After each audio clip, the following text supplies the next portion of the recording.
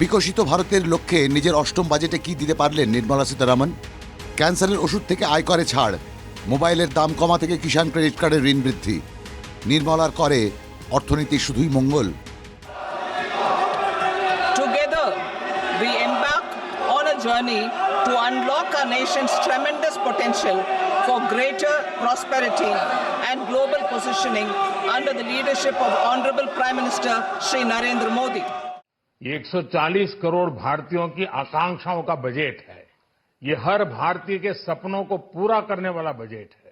देश के नागरिकों की जेब कैसे भरेगी, ये बजट इसकी एक बहुत मजबूत नींव रखता है। অর্থনীতির মোড় ঘোরাতে জনতার হাতে নগদের যোগান বাড়ানোই পথ মনে করেন অর্থনীতিবিদদের একাংশ। তবে আয়করে এত বড় ছাড় শরণাতীতকালে কবে হয়েছে মনে করতে পারছেন না অনেকেই। এর ফলে বাজারে আসবে প্রায় 1 লক্ষ কোটি অতিরিক্ত টাকার যোগান। और ये पहली बार है किसी बजट ने इतना बड़ा टैक्स रिलीफ दिया हो मिडिल क्लास के लिए, और 1 लाख करोड़ का मतलब आपको आपके जो टैक्स कलेक्शन है उसका 7-8% की रिलीफ दे देना बहुत बड़ी चीज है। पर इससे लॉन्ग टर्म में देखिए कंजम्पशन बूस्ट होगा, इससे प्रोडक्शन बूस्ट होगा, इन्वेस्टमेंट बूस्ट होगा, ग्रोथ बूस्ट होगी, और ये आवश्यक था इस माहौल में। বাজেট প্রস্তাবে কর ছাড়ের ফলে 8 লাখ বার্ষিক আয় হলে হাতে থাকবে অতিরিক্ত 30,000 টাকা। 16 লক্ষ টাকা আয়ে সাশ্রয় বেড়ে হবে 50,000 টাকা। এই টাকা হাতে এলেই কি তত্তরিয়ে বাড়বে কেনাকাটা? উপচে উঠবে মধ্যবিত্তের লক্ষ্মীর ঝাঁপি? বিরোধীরা বলছে হিসেব এত সহজ নয়। Remember, friends, inflation is raging. Nothing in the budget to control inflation. So when you gain that little bit, only 8 crore people pay taxes. Even if some proportion of those people gain a little bit, it'll get eaten up automatically by inflation. বিরোধীদের অভিযোগ এই budget আদতে gimmick ছাড়া কিছুই নয়। শিক্ষাক্ষেত্রে বরাদ্দ ছিল 2.6%, হলো 2.53%। গ্রামোন্নয়নে বরাদ্দ ছিল 5.51%, কমে হলো 5.26%। 100 দিনের কাজ নিয়ে কোনো উল্লেখ ছিল না বাজেট ভাষণে। শহরের আবাসে বরাদ্দ ছিল 30,171 কোটি, হলো 13,670 কোটি টাকা।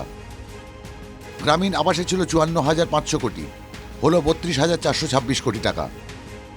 জল জীবন মিশনে সময়সীমা 2028 পর্যন্ত বাড়ানো হয়েছে, যদিও 70,163 কোটি থেকে কমে বরাদ্দ হয়েছে 22,694 কোটি টাকা। আর এই পরিসংখ্যান হাতিয়ার করেই সুর চড়াচ্ছে বিরোধীরা। Nothing for the common people, nothing for the youth, only unemployment. Nothing for women of any significance, only words. Nothing for the farmers excepting some homilies. This budget does not address the real issues of inequality, price rise, Manrega, stagnant wages. বিরোধীরা যাই বলুন না কেন, দিল্লির ভোটের আগে জনতা জনার্দনকে খুশি করতে বারবার সেই কর ছাড়ই জোর সরকারের। সরকার বিরোধী তরজায় মাঝে কি বলছে জনতা জনার্দন?